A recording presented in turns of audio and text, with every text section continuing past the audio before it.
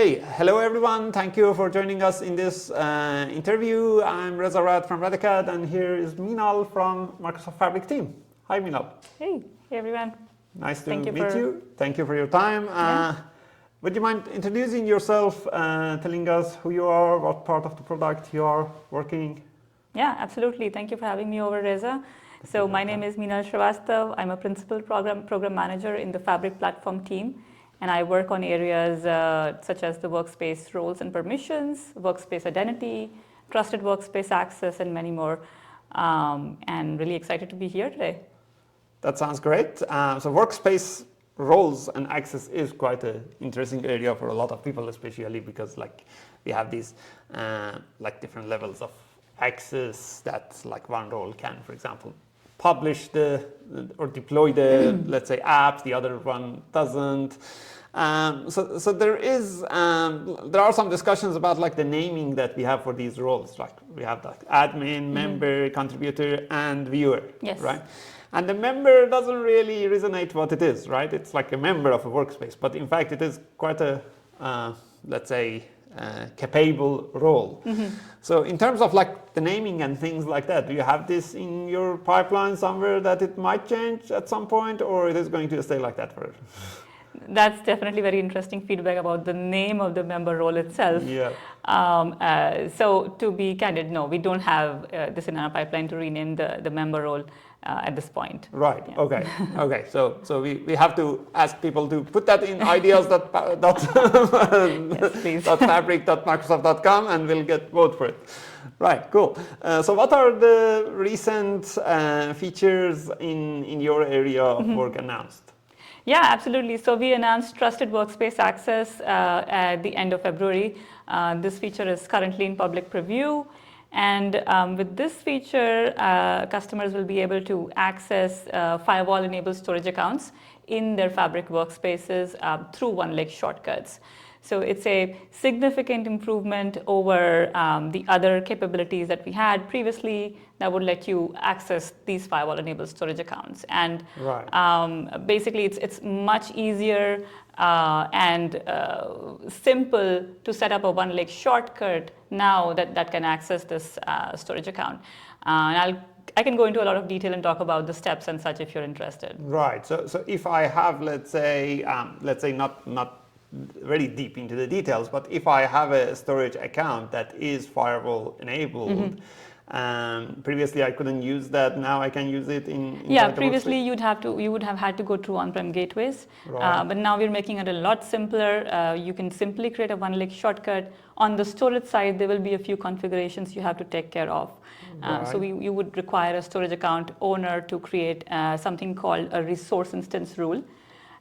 Which put simply, it's an instruction to the storage account that you, the storage account owner, you're okay with having a specific Fabric workspace access this account.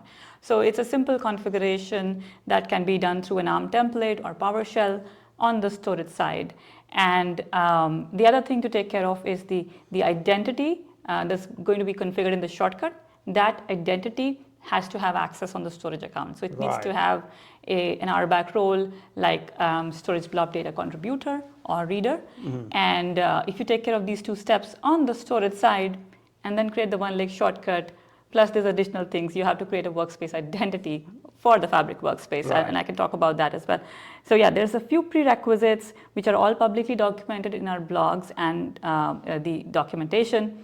But if you take care of the prerequisites and then you start to create the shortcut, it should just work. It should be able to access the data in the firewall-enabled storage account.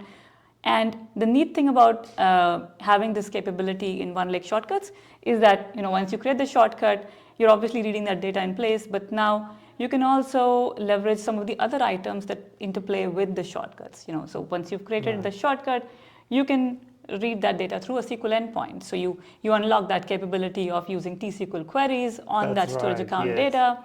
You also can use Spark notebooks or Spark jobs.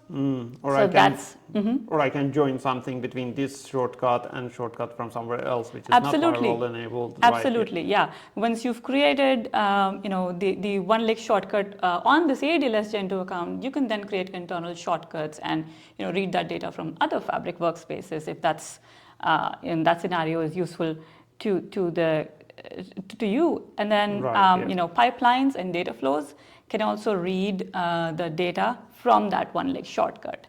So it's one feature, but it's also very cool in how it unblocks so many different capabilities and Fabric items. That's right.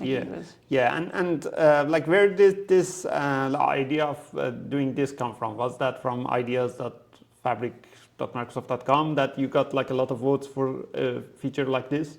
Well, this has been a very common and very high, highly rated customer ask, not just from ideas, but also other Partner Voice and yes, exactly, voice, other forums that we have, such as Enterprise Voice, Partner Voice. It is it was a significant blocker for our customers. Correct. And that's right. We've learned, and it was a significant deliverable in the number of teams, organizations involved. Almost, we had to work with Azure Storage, Entra, networking, Fabric, of course. So it was, it was interesting how we had to kind of go through several different parts of Microsoft to light up a feature. But now that it's here, it's very cool. I highly encourage everybody to use it. That's right, yes, and it is available now. It is available in public preview. Right, cool. So what is in the roadmap then? Things that you can talk about, of course. Yes, of course. Yeah, so we are working on some governance improvements for the workspace identity itself. Right. I realize I haven't talked about the identity itself, so let me share a little bit more detail. Yes, please. Yeah. Right. So it's the workspace identity. That you can think of it as a special sauce that enables a one-leg shortcut to access the firewall-enabled storage account. Correct. If the workspace didn't have an identity, then that shortcut could not be created successfully. Mm-hmm. So once you have the identity, it's when you unlock the feature itself. Right. Yeah. Today, in public preview, the identity can be governed in Azure. So if you have a role such as an app administrator or global administrator, you can look at the identity objects that we've created through the Azure surfaces. However, we are going to improve it. We're going to have the governance features in Fabric admin portal itself. So at that point, a tenant admin can easily look at the list of identity objects created within the admin portal, and they can choose to delete specific identities if they wanted. Right, from the tenant settings, and yes. somewhere like that. Yes. Right.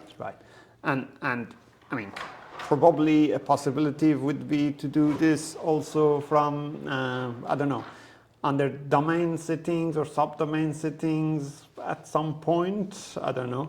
That's an interesting thought. Might be something. Okay, sounds good. So then in the roadmap. Yes, so governance improvements, and then we've heard a lot from customers that they want to use the workspace identity for authenticating to resources in Azure and other Fabric items, perhaps in other workspaces. So that is also very high on our roadmap. So that's something we want to launch.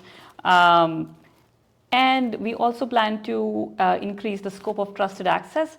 Right. So in future, you will be able to create pipelines and data flows that can access the firewall-enabled storage account without having to create a one-leg shortcut. So, okay. That's another capability that's in the works. That would be really helpful. Mm-hmm. Yes. Yeah. Cool. Awesome. These are great features. How people get feedback to you? What is the best channel? Is the Ideas Forum the best channel usually? Yes, absolutely. The Ideas Forum, you can comment on the blog, or you can use other established channels if you're a part of Enterprise Voice, Partner Voice. Those are all great forums. Correct. And how, what is the best way for people to connect with you specifically? LinkedIn, Twitter, what social media? LinkedIn is the best way, yes. Right. Okay. I'll make sure that we'll have your LinkedIn. or if you make a post on Ideas, I'll see it. Right. Okay. That sounds good. Anything else you wanted to mention that I didn't cover? No, I think that covers it. And if there's any feedback on this specific video, I'll take a look as well. Sounds good. Awesome. Thank you for your time. Really appreciate that. And thank you everyone for watching us. Until the next interview. Bye. Thank you, Reza. Bye.